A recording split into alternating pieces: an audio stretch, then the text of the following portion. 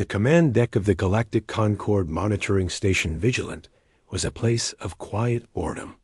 It hung in the void, a silver-gray observation post pointed at a wall of swirling color and energy. This was the edge of the restricted zone. Inside that beautiful, deadly nebula, the Echo Cloud sensors lied, mines broke, and ships vanished. For 50 years, the Vigilant had watched.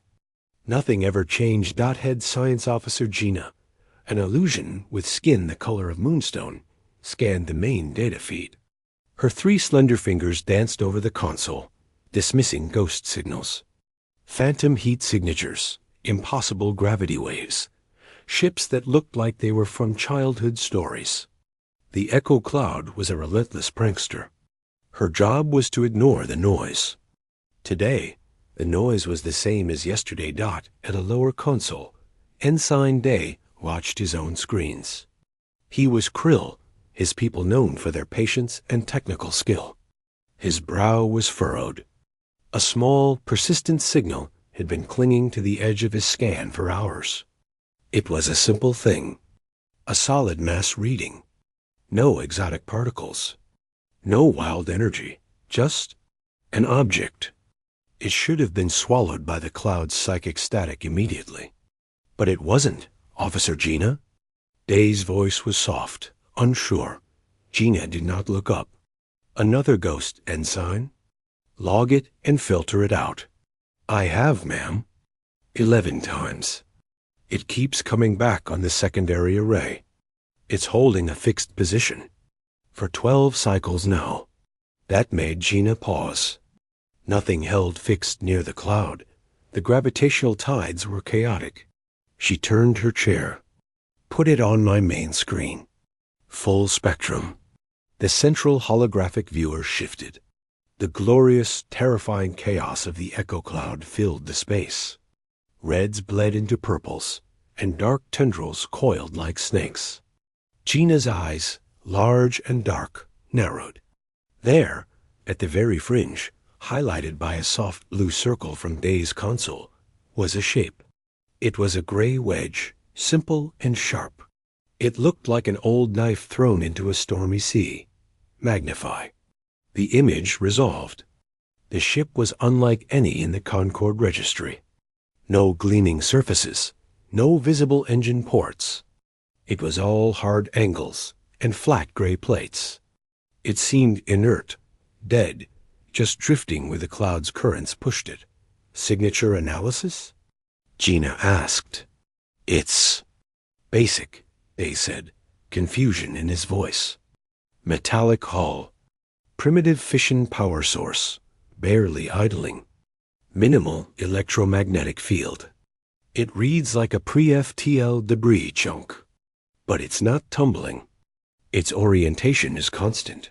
Commander Tove, a broad-shouldered Rigelian whose skin resembled polished stone, walked over. He had commanded the Vigilant for a decade. He had seen 1,000 phantoms. What is the distraction? An anomaly, Commander, Gina replied. It is stable. Stable illusions are still illusions, officer, Tove said, his voice a low rumble. The cloud is creative today. It is a rock. Ignore it. But Gina couldn't. Stability was the one thing the Echo Cloud never produced. She ran a deep-level scan. The data scrolled. The ship was there, then it wasn't. Then it was a different size, then it was gone. Standard cloud interference. Yet the visual feed, a simple optical camera, showed it perfectly clearly. Gray, solid, and real. Ensign, she said. Run an archival match on that hull shape, and filter the transponder band, the weakest broadcast. Clean it up. Day worked quickly, his fingers a blur. The hull shape returned no matches in the database of known species. But the transponder signal, it was a whisper, a repetitive pulse buried in static. He applied filters, stripping away the cloud's psychic echo. A string of numbers and letters emerged. An identification code. He read it aloud, his voice barely a whisper. TSF, steadfast. Terran. Sol Federation. Silence fell on that part of the command deck. Terran? Commander Tove scoffed. The lost apes? They blasted noisy radio waves into the dark for a few centuries, built clumsy jump ships that probably blew themselves up and then went silent. They are extinct. A footnote. The code is genuine pre-Concord format, they insisted, though he shrank a little under Tove's gaze. It's in the historical archives. Terran Vessel Identification Protocol, Series 7. Gina pulled up the archive herself. The record was thin. Humanity, a species from a small blue world. They had achieved spaceflight with startling speed, were noted for their violent and creative history. And then, nothing. Their last known transmissions were chaotic, talking about ghosts in the dark and silent running. The Concorde, then in its infancy, had sent probes to their designated space. It was empty. No ships, no stations, just silent, dead colony worlds. They were declared a dead civilization, a cautionary tale about expanding too fast. And now a ship from a dead species appears at the one place in the galaxy where nothing is real, Tove said, crossing his arms. This is not a mystery. This is the cloud reading the idle thoughts of your ensign and making a puppet show. It is a psychological echo. Perhaps you are thinking of ancient history, Ensign Day? Day shook his head vigorously. No, sir. I was running diagnostics on the coolant systems. Gina stared at the gray ship on the screen. The Steadfast. A name that suggested endurance. Commander, with respect, we must log this with Concord Command. A stable anomaly with a verifiable historical transponder is unprecedented. Do what you must with your report, officer, Tove sighed. But do not expect a reaction. Command receives 100 unprecedented Echo Cloud reports a week from board station crews. This is just a more interesting shadow. Gina prepared her report. She included the visual logs, the cleaned transponder code, Day's sensor data. She tagged it priority observation. She described the object's stability. She mentioned the Terran Sol Federation dot as she sent it. She watched the screen. The gray ship sat in the silence of space, just outside the raging color of the cloud. It did nothing. It simply existed. On Day's sensor screen, the mass reading continued its steady, impossible blink. On another console, a different sensor suite showed absolutely nothing at those coordinates.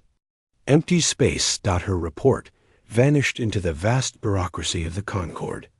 Within an hour, an automated acknowledgement arrived. Report received. Filed for analysis. Continue standard observation protocols. Gina looked from the bland message to the viewing screen. The ship was still there. A piece of the past, sitting quietly in the most forbidden present. A ghost with a name. She felt a chill that had nothing to do with the station's climate control. The Echo Cloud created nightmares and fantasies.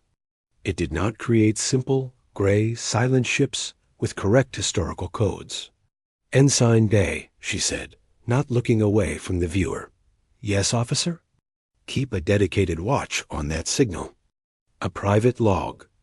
Every change, no matter how small. I want to know if it so much as rotates a degree.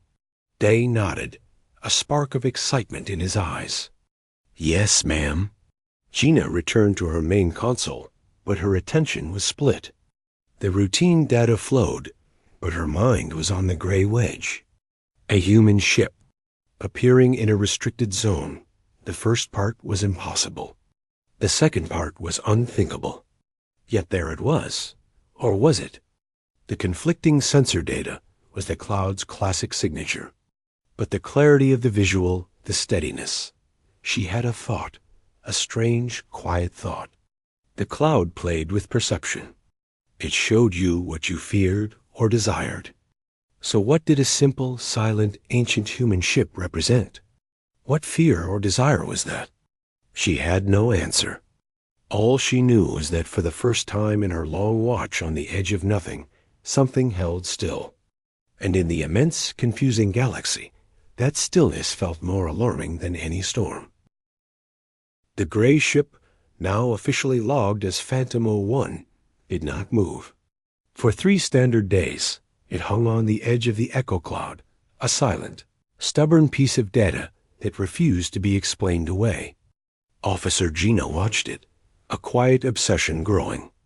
Every hour, she would pull up the optical feed. The ship was always there, but on the gravimetric sensor screen, it flickered in and out of existence. On the thermal scan, it was a cold, dead rock. The station's artificial intelligence called it a high-confidence phantom, a 98% probability of being a non-real sensory event. Gina trusted the AI, but she kept watching. Ensign Day spent every spare moment on the signal. He had set up a small private monitor at his station, running a continuous loop with the transponder code. He was trying to match its odd rhythm to something, anything, in the database. He found nothing. The boredom of the Vigilant had been replaced, for him, by a puzzle. It's like it's talking to itself, he muttered to Gina during a quiet shift. The code is more than just IMTSF steadfast. There's a secondary pattern woven into it, a repeating mathematical sequence. I don't know what it does. Maybe it is just random corruption from the cloud, Gina suggested, but her voice lacked conviction. No? Day shook his head. It's too ordered. It's a message, or a tool. Commander Tove had lost all patience. You are giving a face to a cloud, Officer Gina, he said during the daily briefing. The object is a curiosity. Nothing more. Our mission is to monitor the zone for real breaches, not to stare at its shadows. Then the shadow moved Dot. It was Day who saw it first. He let out a sharp, involuntary gasp. The entire command deck turned. On the main viewer, the gray wedge was slowly, smoothly rotating along its long axis. It was not a tumble. It was a controlled maneuver. A few degrees of roll, then it stopped. A new orientation. The ship's blunt nose was now pointed slightly away from the Vigilant, towards a particularly dense knot of violet energy in the cloud. Silence, thick and heavy, filled the room. Impossible, Commander Tove breathed, his stone-like face rigid with disbelief. The tidal forces. Nothing holds attitude that precisely. It must be a coincidental current. But there were no currents that precise. The sensor logs showed the surrounding space was chaotic. The ship had moved against the flow. Commander, Gina said, her voice tight. We have to acknowledge this. This is action. Phantoms do not perform course corrections. Before Tove could answer, the ship moved again. This time it translated. It slid sideways, a gentle drift of a few hundred meters. It was a tiny movement in the vastness of space, but on the Vigilant, it felt like an earthquake. A murmur of shock and fear rippled through the crew. Things that moved with purpose were real, and real things in the restricted zone were a Category 1 threat. Tove's training took over. Red alert. All monitoring stations to full active scan. Open a channel to Concord Defense Command. Send them the last 30 minutes of visual and sensor data. Priority Alpha. He turned to Gina, his earlier dismissal gone. You have your real anomaly, officer. Now prove it is a ship and not a piece of the cloud itself. A Vigilant hummed with energy. Scanners of every type flooded the gray ship with probing beams. The results were madness. The LiDAR said it was there, reflecting perfectly. The mass detector fluctuated wildly. The neutrino scanner detected the faint whisper of a primitive reactor. The psychic dampening field scanner, designed to measure the cloud's mind-altering emissions, went into overload and then flatlined when aimed at the human vessel. Its reading is both solid and empty, hot and cold, real and imaginary. All at once, Day reported. His voice strained. Concord Defense Command responded. Their orders were clear and cautious. They authorized a Class II probe dispatch. A small Allo drone was launched from the Vigilance Bay. It sped towards the silent gray shape, its own suite of sensors active, sending a live feed back to the command deck. Everyone watched the screen. The probe approached. On its feed, the space where the optical cameras showed the Steadfast was empty. A void. The probe's LiDAR pinged off nothing. Its thermal camera saw only the background heat of the nebula. See, Tov said, a note of grim triumph in his voice. The cloud is fooling our eyes. There is nothing there. The probe's data is clean. But Gina was watching the optical feed from the Vigilant. On that screen, as the probe flew close, something happened on the hull of the human ship. A single, perfectly rectangular plate near its stern slid aside without a sound. A mechanical arm, simple and jointed, unfolded. It was not a weapon. It was a tool. At its end was a wide-mouthed scoop.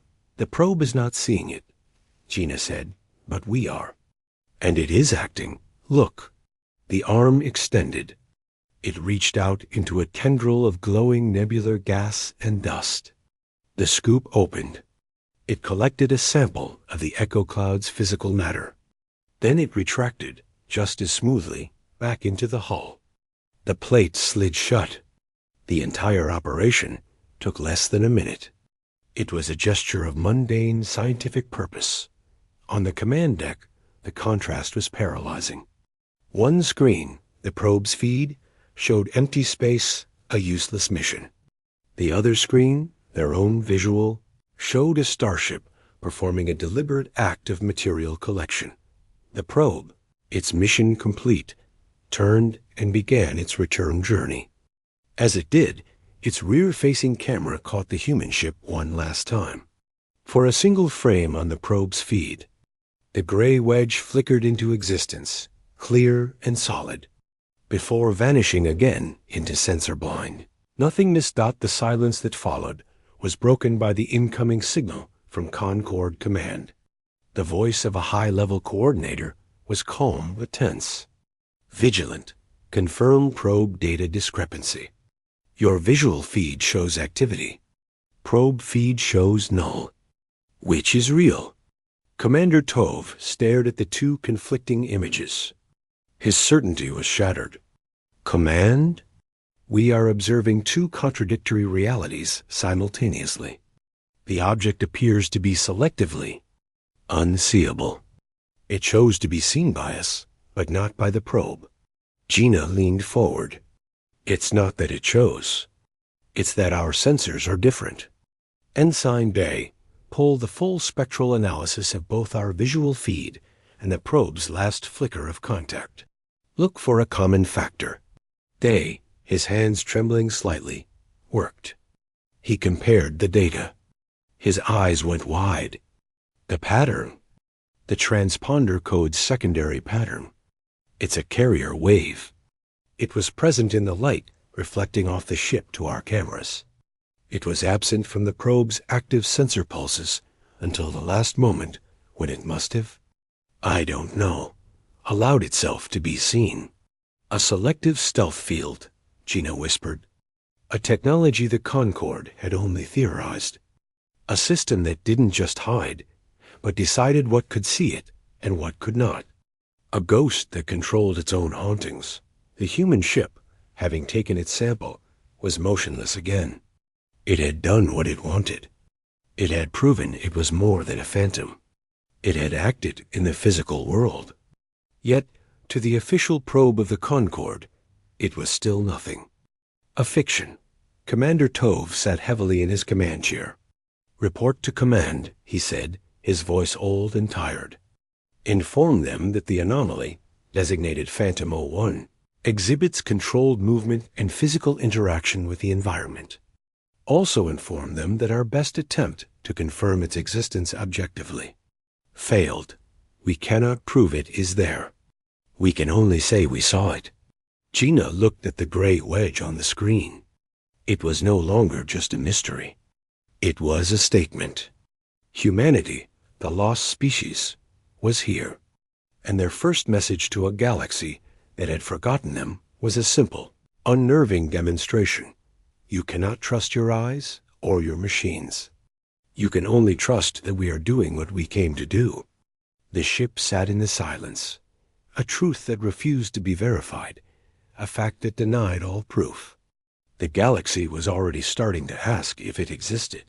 Soon, Gina knew they would have to ask what it wanted. The two feeds spread across the galaxy like a virus. On one side of every news screen, a sharp, clear image of a gray ship moving with purpose. On the other side, the sensor data of the Concorde probe showing nothing but empty space.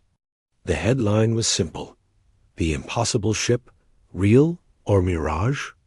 The Galactic Concorde, a vast alliance built on shared facts and verifiable science, began to fracture along the fault lines of belief. On the Vigilant, the mood was tense.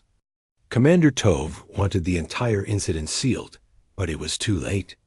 A junior communications officer, overwhelmed by the moment, had shared the visual logs with a media contact. Now, Gina and Day found themselves at the center of a storm. The first formal response came from the Concorde's ruling council. It was a call for calm and further study. But a stronger, angrier voice rose immediately. It belonged to Ambassador Kale, leader of the Zealand faction. The Zealand were militaristic, their philosophy centered on concrete threats and decisive action. On a broadcast seen by billions, Kale, with his scaled neck frill flared in aggression, pointed a clawed finger. This is not a puzzle for scientists. His translated voice boomed. This is a predator testing the fence. The echo cloud has always been our greatest shield. Now, something has learned to sit on its edge, unseen by our tools. This is a scout. A human scout from a species our histories say were unnaturally clever and aggressive. They are not ghosts. They are invaders using our own fears as a weapon. We must destroy the object before it reports back or lets more of them in. His words found fertile ground. On industrial worlds and frontier stations, fear spread. If the humans could hide from probes, what else could they hide? Were they already inside Concorde space? The scientific consortium, a quieter but respected body, pushed back. Their chief spokesperson was Gina's old mentor, a gentle illusion named Eon. In a measured broadcast, he appealed to reason. For centuries, the restricted zone has been a wall. Now, we may have found a key. This vessel, whether it is a relic or something more, has clearly mastered the cloud's illusions. Its technology could unlock the greatest mystery in known space. To destroy it is to burn the only map we have. We must make contact. We must learn. The public was divided. Polls showed a near-even split. People argued in streets and over networks. It's a Zealand false flag. Some cried. It's a Concorde experiment gone wrong. Others insisted. Conspiracy theories bloomed. The ship was a secret Concorde weapon, or it was an ancient alien artifact, or it was all a massive distraction. The only consensus was that there was no consensus. The galaxy couldn't decide. On the command deck of the Vigilant, the political noise was a distant rumble. Gina and Day had a more immediate problem: proof. Commander Tove, under immense pressure from both sides, ordered them to find a way to make the ship verifiable to all sensors. Or he would be forced to endorse the Zealand call for a missile strike. We have to think like they did, Day said. His eyes tired from staring at data streams. He had the old human archives open. The records were sparse, mostly second-hand accounts from early traders. He read aloud snippets. Terran vessels favored asymmetric warfare, notable for psychological disruption tactics. Their stealth systems. Dubbed ghost drives were considered more perceptual than physical. Perceptual, Gina repeated, looking at the ship on the screen. It was still a silent monument to confusion. It doesn't just hide. It controls what is perceived. It showed itself to our eyes. It hid from the probe's active scans. It's choosing its audience. They had an idea. The transponder code. The secondary pattern. What if it's not just a carrier wave? What if it's a filter? A mathematical pattern that counteracts the cloud's psychic interference? Gina's mind raced. The echo cloud worked by projecting illusions directly into sensory data and minds. A perfect stealth system wouldn't just bend light. It would have to protect the mind of the observer inside from madness. You think their ghost drive is two things? A cloak for sensors and a shield for minds? It must be, they said, growing excited. How else could they survive inside the zone? The cloud doesn't just hide things. It drives beings insane. But if you have a pattern, a constant signal that cancels out the psychic noise. He began running simulations, applying the rhythmic mathematical sequence from the transponder as a filter to the raw, psychic field data they collected near the ship. The result was immediate. The chaotic, screaming psychic static of the cloud's edge, when filtered through the human sequence, became a flat, quiet line. The illusion-generating effect was nullified. By the stars, Gina whispered. They didn't just sneak past the wall. They invented a way to turn off the wall's alarm. This isn't a weapon. It's a key. A very, very powerful key. Day looked at her, the implication dawning. Whoever has this can map the restricted zone. They can go anywhere, unseen. The ultimate scout vessel. The door to the command deck hissed open. Commander Tov entered, his face grim. Time is up. Concord Command is voting in 2 hours. The Zealand have rallied enough support. The default order will be for destruction unless we provide definitive military-grade proof of non-hostile intent. He looked at the gray ship on the viewer. Your scientific marvel is about to become debris. Gina stood up. Commander, we have new data. The ship's transponder code contains a psychic nullification sequence. It's how they survive the cloud. This isn't a weapon. It's a tool. A tool that could give us access to the entire zone. Tove was silent for a long moment. Can you prove that to the Council in 2 hours with data they will understand? Gina's shoulders slumped. They had a theory, beautiful and compelling, built on signal patterns and noise reduction. It was not a smoking gun. It was a whisper. We needed to do something else, Day said suddenly. Something unambiguous. Something that can't be called an illusion. The scoop was good, but they called it a trick of the light. We need an action that affects us here directly, in a way everyone can agree on.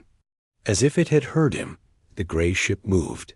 On the main viewer, a new port opened, this time on the side facing the Vigilant. A different kind of device emerged. It was a simple parabolic dish, unadorned and functional. It oriented itself, pointing directly at the monitoring station, got every alarm on the bridge related to targeted scanning or weapons lock blared to life. The crew froze. It's painting us with a targeting sensor. A tactical officer yelled. No, Day said, watching his panel. It's not a weapon scan. It's a communications laser. A focused, narrow-band beam. It's not broadcasting to everyone. It's talking to us. Only us. The main comms console lit up. An incoming signal on a frequency so old it wasn't even in the active registry. It was audio. Clean, clear, and waiting. All eyes went to Commander Tove. The vote, the politics, the fear it all, shrunk to this single point. The phantom ship was holding out a hand, offering a conversation. Tove took a deep breath.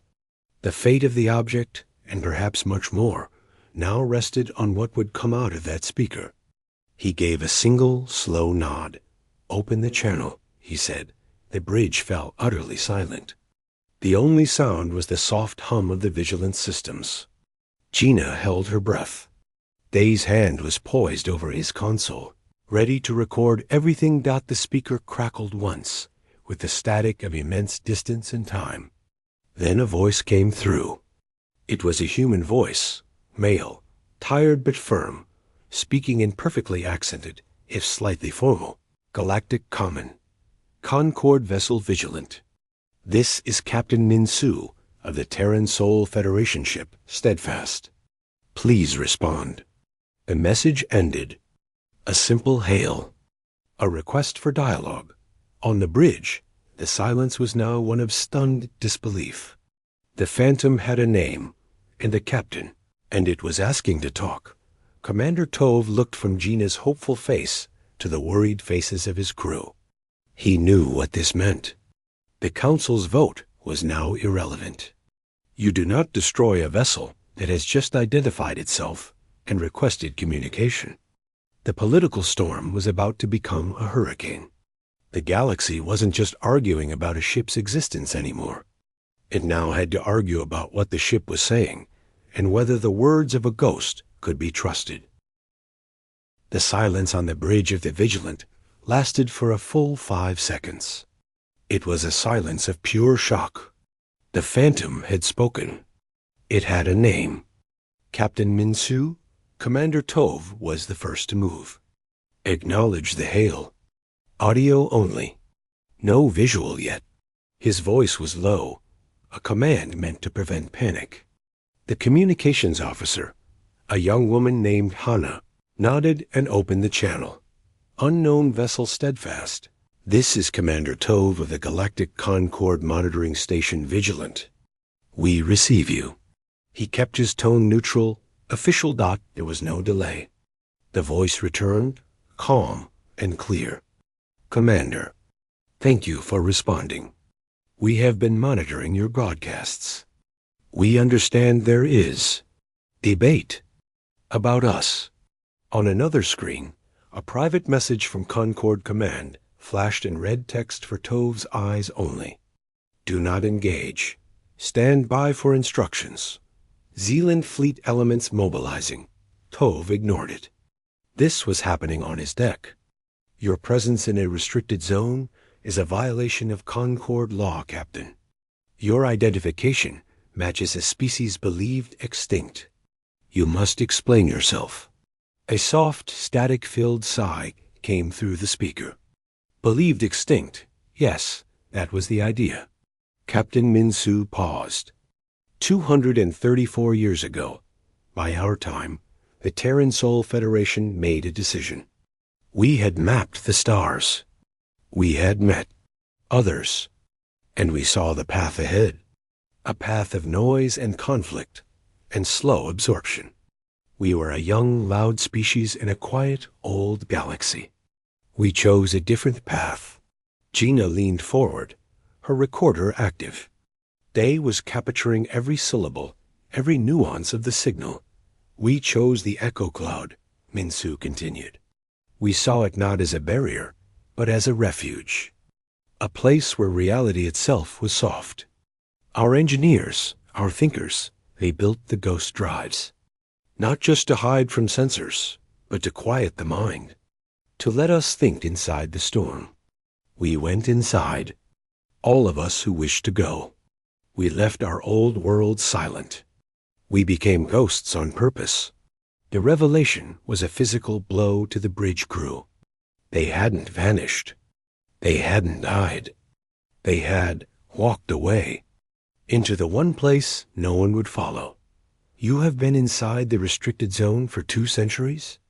Gina asked, unable to stop herself. Affirmative, Officer Gina, the voice replied, using her name. They had been listening closely.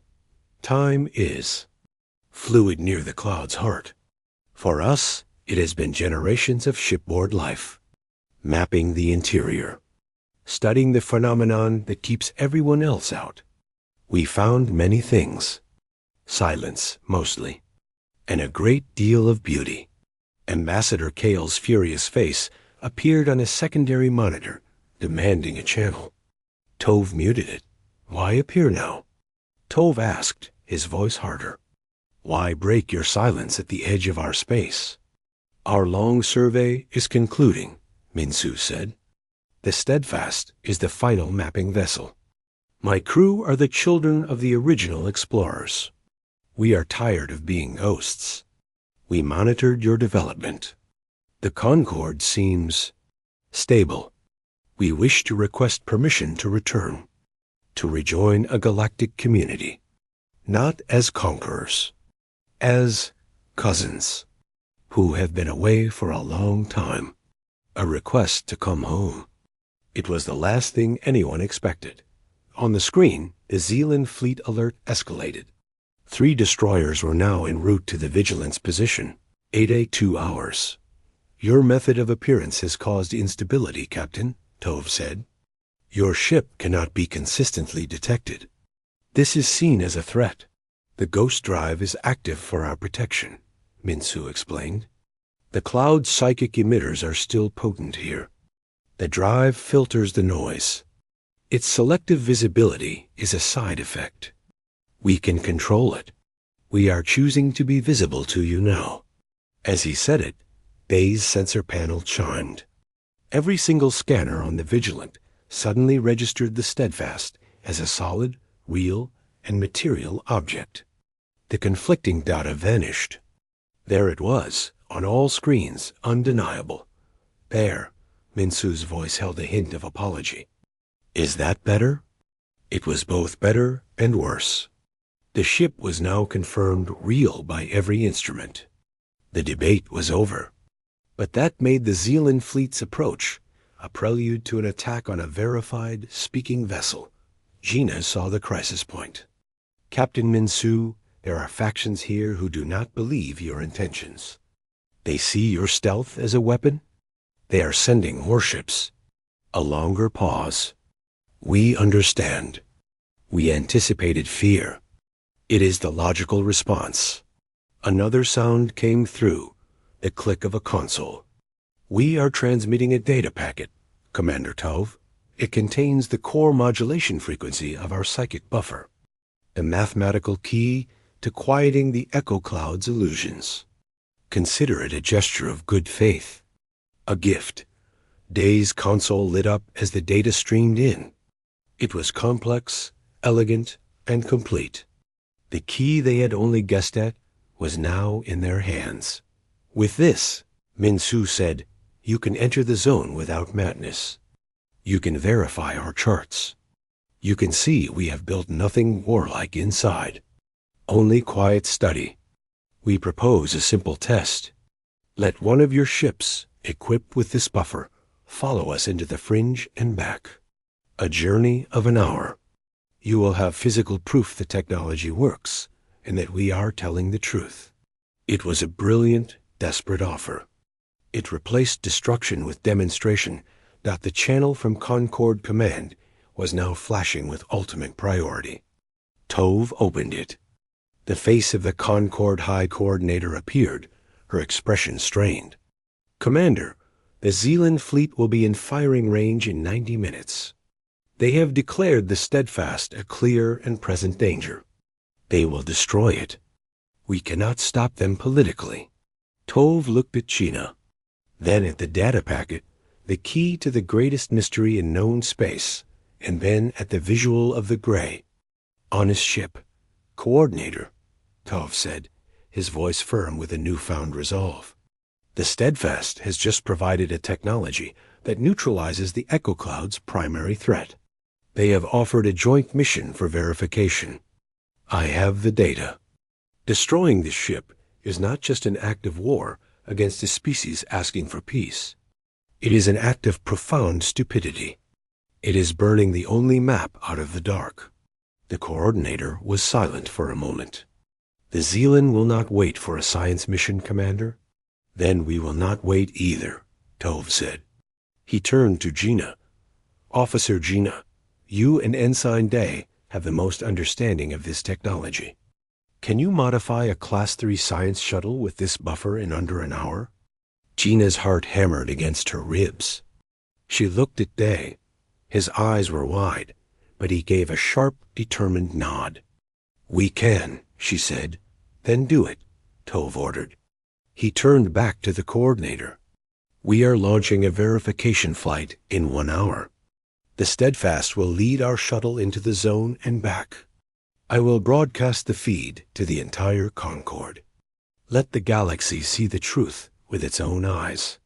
If the Zealand fire on that shuttle, or on the Steadfast during this mission, they will be firing on the Concord itself." It was a huge risk. A bluff based on a ghost ship's promise.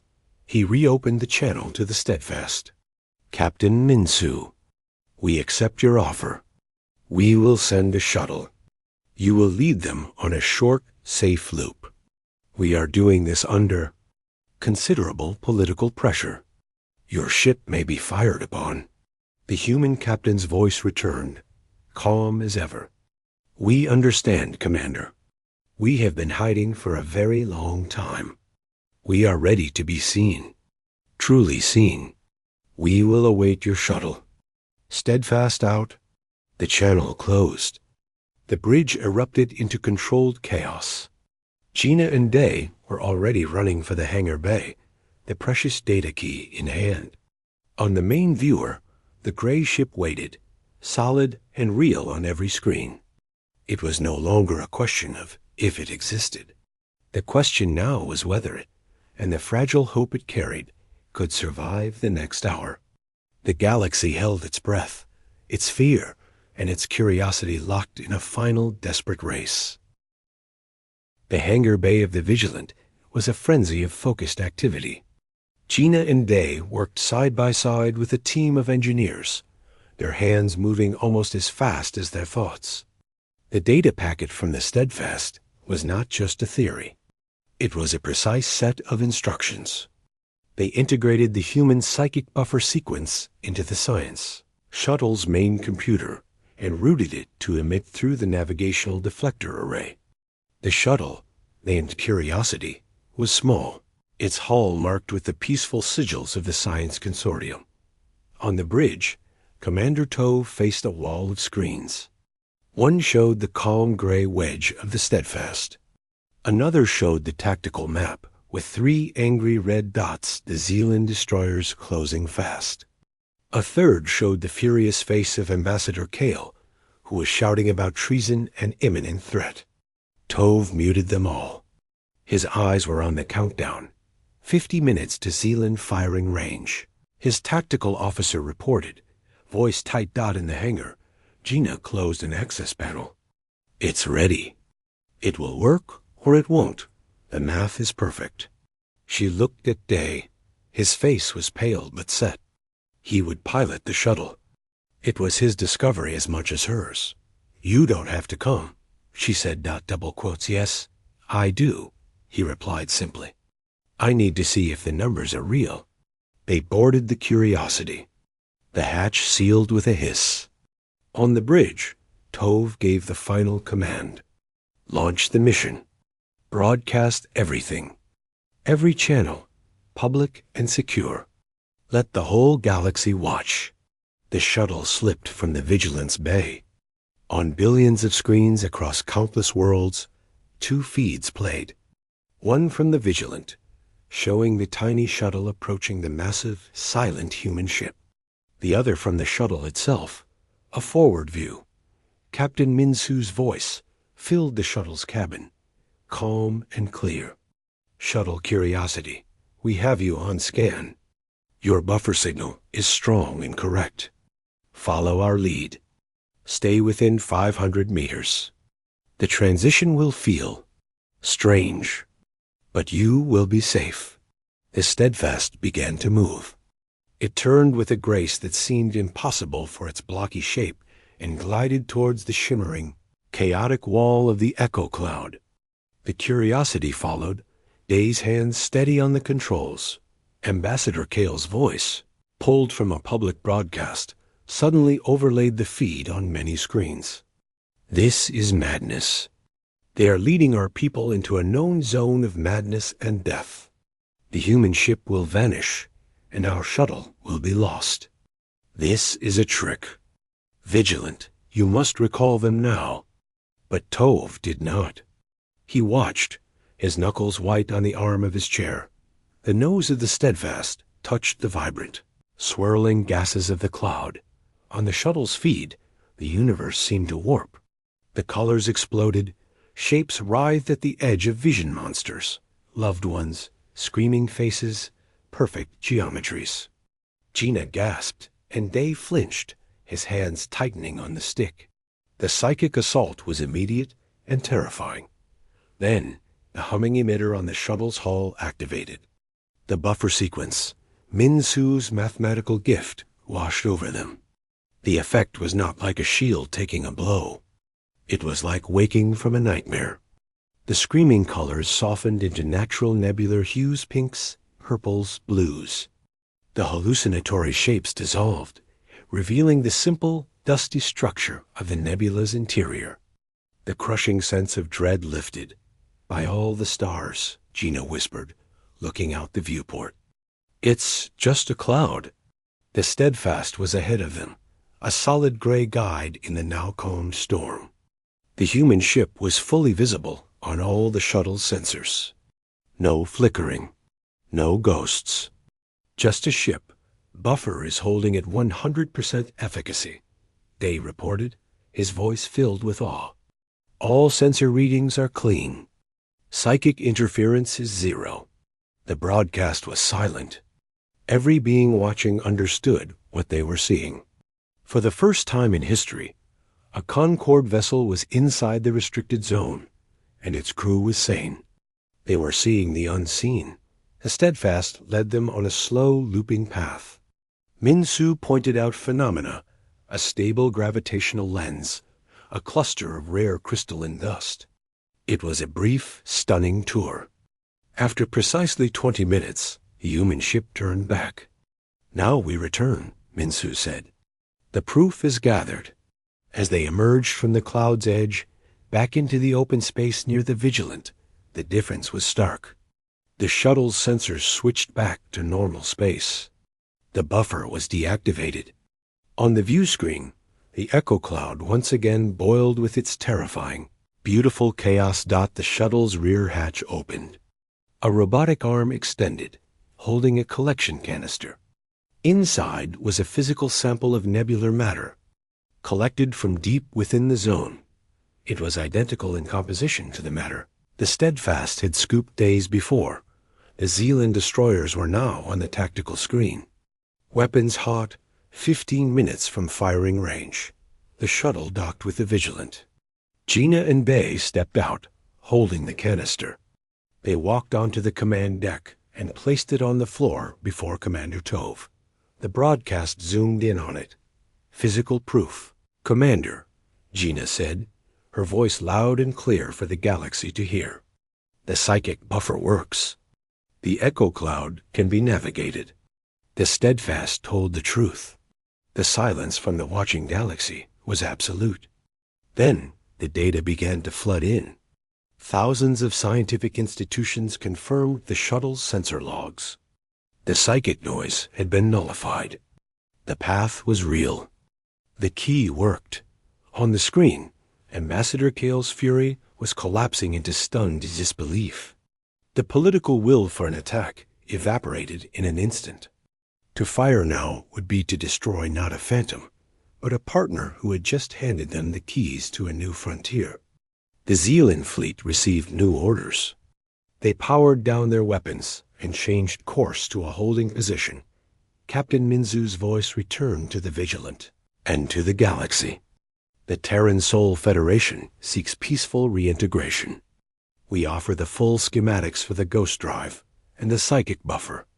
We offer our maps of the Echo Cloud. We have been alone long enough. Commander Tove looked at the canister of stardust, then at the gray ship on his screen, now a permanent, verified fact.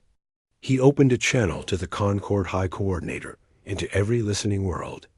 The mission is verified. The technology is real. The human ship exists. He paused, choosing his final words with care. And the galaxy has just become a much larger and much quieter place.